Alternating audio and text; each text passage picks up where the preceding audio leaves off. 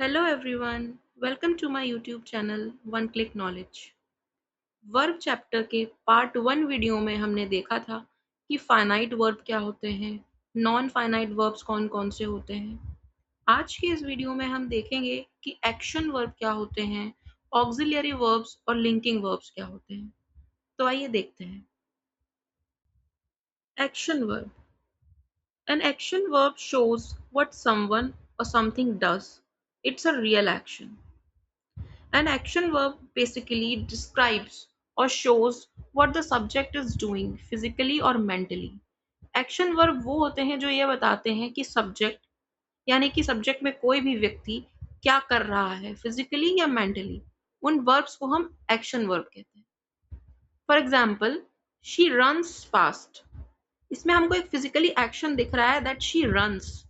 इसमें रन्स जो है वो एक्शन वर्ब है। ही ईट्स एप्पल्स, इसमें ईट्स एक्शन वर्ब है। दे प्लेड क्रिकेट, इसमें जो प्लेड है वो एक एक्शन वर्ब है क्योंकि इसमें फिजिकली एक्शन दिख रहा है।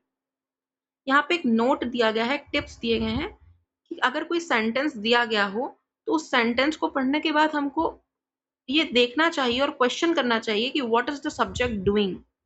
उससे हमको पता चलेगा कि एक्शन वर्ब क्या है। For example, she runs fast, इसमें हमको क्वेश्चन करना है कि what she is doing, she runs. इसमें रन्स एक्शन वर्ब है। If there is a clear physical और mental action, it's an action verb. अगर कहीं पर भी फिजिकली और मेंटल एक्शन को डिस्क्राइब किया गया है और वो क्लियरली विजिबल है तो वह एक एक्शन वर्ब है। Types of action verb. Action verb भी दो टाइप के होते हैं, transitive verb and intransitive verb. Transitive verbs वो होते हैं जिनमें ऑब्जेक्ट होता है और इंट्रांजिटिव वर्ब्स वो होते हैं जिनके साथ में ऑब्जेक्ट नहीं होता है। आइए आगे इनको डिटेल में समझते हैं। Transitive verb. Transitive verb is an action verb that requires one or more objects to receive the action of the verb in the sentence. Transitive verb वो होते हैं जो एक वह एक्शन वर्ब्स होते हैं जिनको एक ऑब्जेक्ट की जरूरत पड़ती है जिससे वो उस वर्ब के एक्शन को रिसीव कर सके। For example, John plays football. इसमें वर्ब है प्लेज, उसमें ऑब्जेक्ट है फुटबॉल। तो अगर हम खाली लिख दें जॉन प्लेस तो ये क्लियर या मीनिंगफुल सेंस नहीं दे रहा है, तो इसके साथ में ऑब्जेक्ट की जरूरत पड़ेगी, इसलिए John place football gives a meaningful sense. तो जो प्लेस है वो एक ट्रांजिटिव वर्ब है। I gave him a 1 rupee note, इसमें वर्ब है गेव और जिसके साथ में ऑब्जेक्ट है हिम और अ 1 रुपी नोट। ये ट्रांजिटिव वर्ब्स हैं। intransitive verb. Intransitive verb is an action verb that requires no direct object in the sentence. Intransitive verbs वह action verb होती हैं जिनको किसी भी direct object की जरूरत नहीं पड़ती है sentence में एक meaningful sense देने के लिए। For example, they are going, इसमें are helping verb है और going main verb है।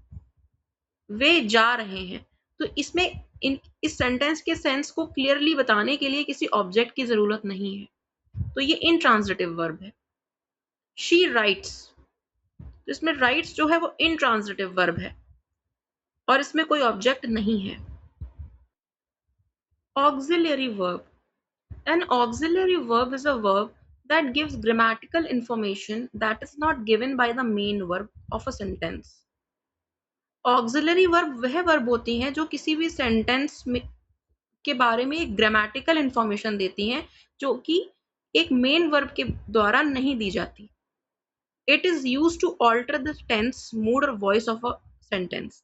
इनका यूज किसी भी सेंटेंस के टेंस या मूड, उसके मूड और किसी भी वॉइस को ऑल्टर करने के लिए, चेंज करने के लिए किया जाता है।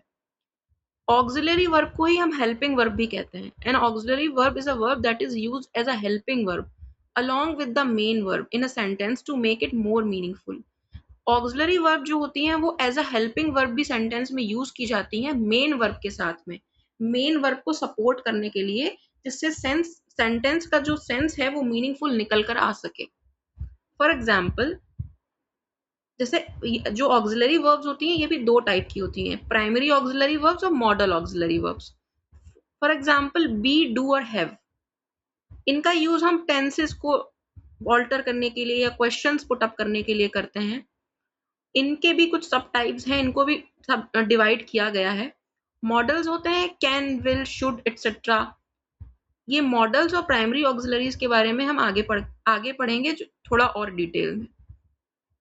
For example she is studying for her exams, इसमें ऑक्सिलरी वर्ब क्या है, इज, और मेन वर्ब है स्टडीइंग, जो कि मेन वर्ब को सपोर्ट कर रही है, जो कि ये कॉन्टिन्यूअस टेंस को बता रही है कि ये प्रेजेंट कॉन्टिन्यूअस टेंस में है।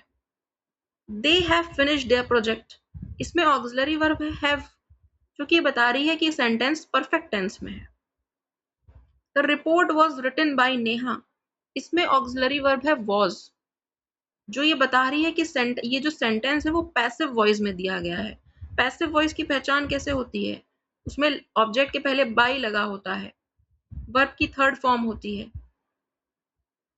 Did they arrive on time, इसमें ऑक्सिलरी वर्ब है डिड, क्वेश्चन पुट अप हो रहा है यहाँ पर। He does not know the answer, negative sentences में भी ऑक्सिलरी वर्ब का यूज होता है। इसमें ऑक्सिलरी वर्ब है does. We should leave now, should है एक modal auxiliary verb. Types of auxiliary verb, auxiliary verb भी दो टाइप की होती हैं, जैसा कि मैंने पहले बताया, प्राइमरी ऑक्सिलरी वर्ब्स और modal auxiliary verbs. Primary auxiliary verbs को भी डिवाइड किया गया है तीन टाइप में। हैव, इसमें आते हैं has, have, had, having. Do, do, did, does, done. Be, verb to be form होती है, is, am, are, was, were. Been, past participle, being present participle भी होता है। मॉडल होते हैं can, could, shall, should, will, would, may, might, must, need, dare, use to, ought to, etcetera. आइए अब इनको थोड़ा डिटेल में समझते हैं। Primary auxiliary verbs. Primary auxiliaries can be used both as main verbs and auxiliary verbs, that is helping verbs. They change their forms with the number and person of the subject. Primary auxiliary verbs जो होती हैं वो as a main verb और as a auxiliary verb दोनों ही तरह use की जा सकती हैं। They change their forms with the number and person of the subject. वो अपनी फॉर्म को सब्जेक्ट के पर्सन और नंबर के अकॉर्डिंग चेंज कर लेती हैं। For example the boys are playing football, यहाँ पर here are is a helping verb that sits before the main verb playing. Are जो है वो हेल्पिंग वर्ब है जो जो कि मेन वर्ब प्लेइंग के पहले आ रही है और मेन वर्ब को सपोर्ट कर रही है। तो आर जो है वो ऑक्सिलरी वर्ब है और playing main verb. The boys are playing football, लड़के फुटबॉल खेल रहे हैं। दे आर प्लेयर्स, वे खिलाड़ी हैं। Here are works as a main verb, यहाँ पर आर जो है वो as a main verb work कर रहा है क्योंकि इसके बाद कोई भी और मेन वर्ब नहीं है। I have eaten rice, here have is a helping verb that sits before the main verb eaten. यहाँ पर जो हैव है वो हेल्पिंग वर्ब है जो कि मेन वर्ब ईटन के पहले आया है। और दूसरा सेंटेंस है I have a red car, here have works as a main verb. इस सेंटेंस में हैव जो है वो मेन वर्ब की तरह वर्क कर रहा है। तो ये जो प्राइमरी ऑक्सिलरी वर्ब्स होती हैं बेसिकली ये एज अ मेन वर्ब और एज अ ऑक्सिलरी वर्ब दोनों ही तरह से यूज की जा सकती हैं। Models, a model is an auxiliary verb that is used before the main verb to express ideas like ability, possibility, permission, necessity, advice और obligation।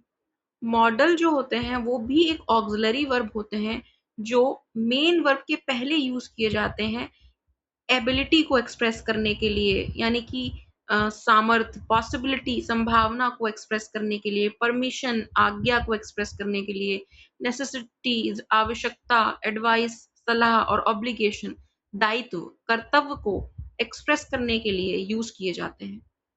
For example I can play the sitar, here can is a model used before the main verb play to show ability. यहाँ पर जो can है वो model है जो ability को show कर रहा है कि आई कैन प्ले, मतलब I am able to play, मुझ में एबिलिटी है सितार बजाने की।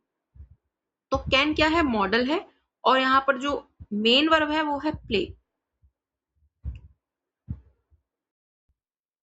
रूल्स ऑफ मॉडल्स, मॉडल्स को यूज करने के भी कुछ रूल्स होते हैं, आइए देखते हैं।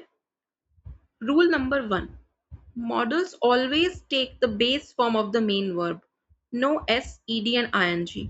मॉडल्स होते हैं उनके साथ में जो मेन वर्ब आता है वो हमेशा बेस फॉर्म में यानी कि वर्ब की फर्स्ट फॉर्म में रहता है, उसमें लास्ट में ना तो s, ना ही ed, ना ही ing लगा होता है।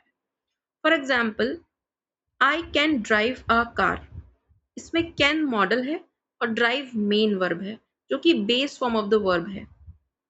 ही कुड इन्फॉर्म मी, इसमें कुड मॉडल है और इन्फॉर्म मेन वर्ब है जो कि वर्ब की फर्स्ट फॉर्म में है। Second, not is placed immediately after the model in negative sentences, not को हमेशा मॉडल के तुरंत बाद में लिखा जाता है नेगेटिव सेंटेंसेस में। For example, I shall not go there, shall modal है, उसके तुरंत बाद नॉट आया है किसी भी नेगेटिव सेंटेंस में। He might not come today, इसमें माइट मॉडल है और नॉट तुरंत माइट के बाद में आया है, कम मेन वर्ब है। Third, modals plus be plus past participle, ये एक रूल है, is used in passive voice और ऑब्लिगेशन, जिसका यूज हम पैसिव वॉइस और ऑब्लिगेशन को शो करने के लिए करते हैं।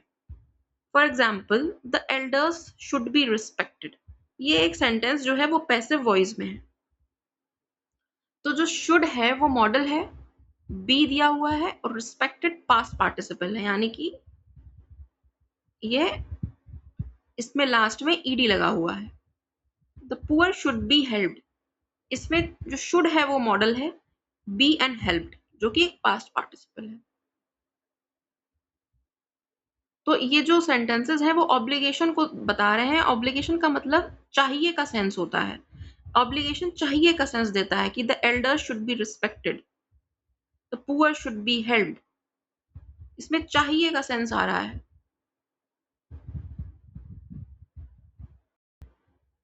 Fourth, modals do not change according to the subject, modals जो होते हैं वो सब्जेक्ट के अकॉर्डिंग चेंज नहीं होते हैं, वे हमेशा एक से ही रहते हैं, सब्जेक्ट चाहे कुछ भी हो।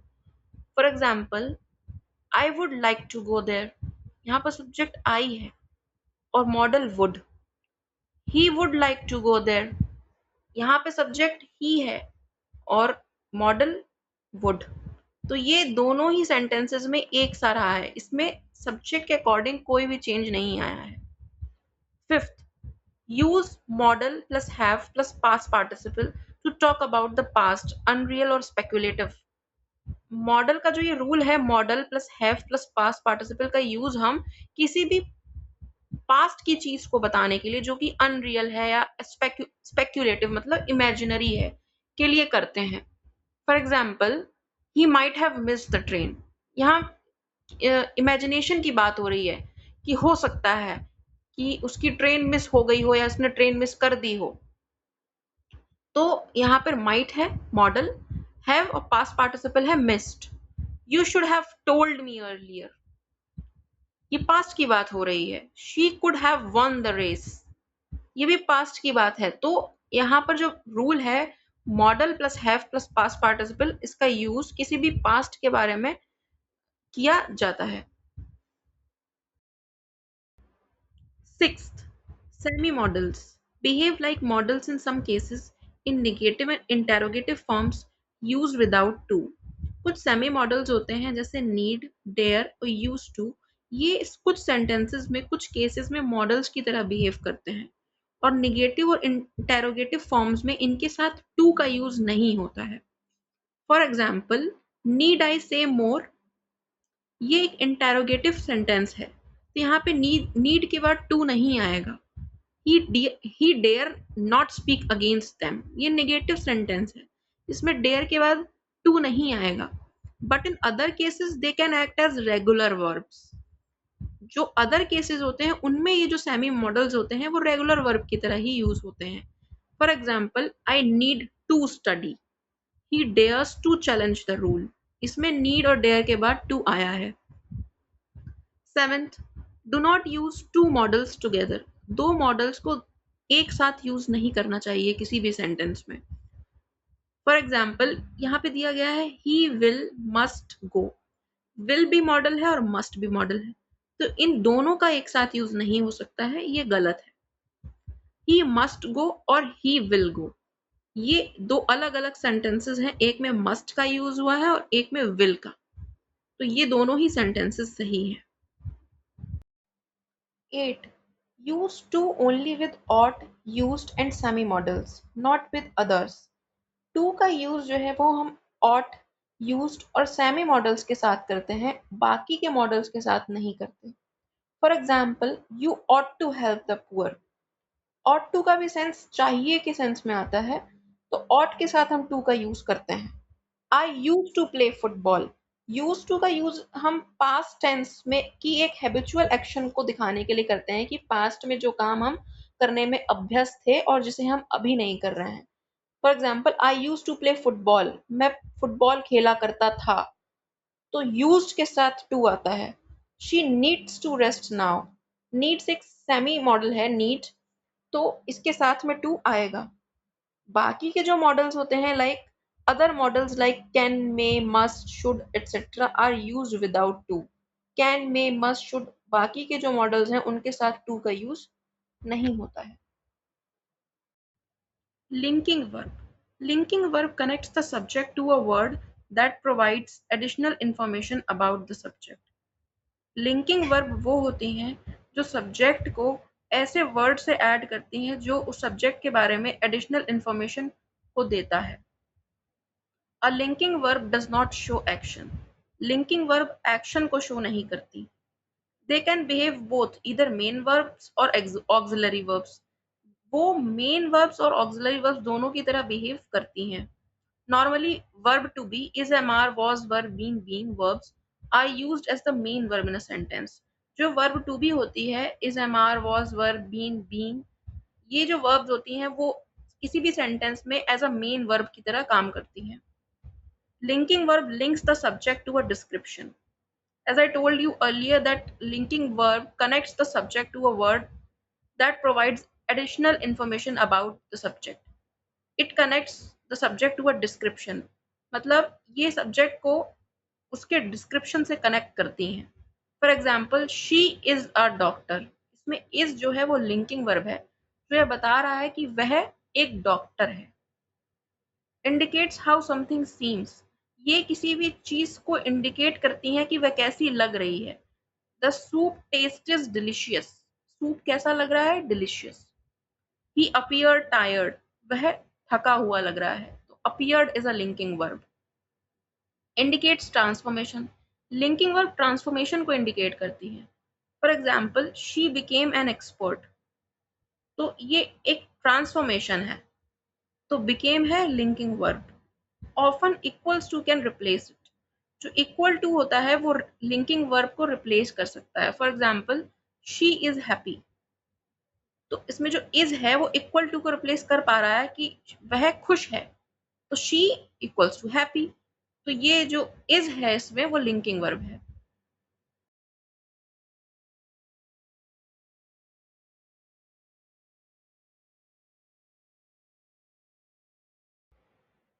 Forms of verbs. Forms of verbs 5 type की होती हैं। वर्ब की फर्स्ट फॉर्म यानी कि बेस फॉर्म, वर्ब की सेकंड फॉर्म यानी कि सिंपल पास्ट, वर्ब की third form past participle, verb की फोर्थ फॉर्म प्रेजेंट पार्टिसिपल यानी कि आईएनजी फॉर्म, और वर्ब की fifth form third person singular present, जिनका यूज ही शी इट के साथ प्रेजेंट टेंस में होता है। For example, rights.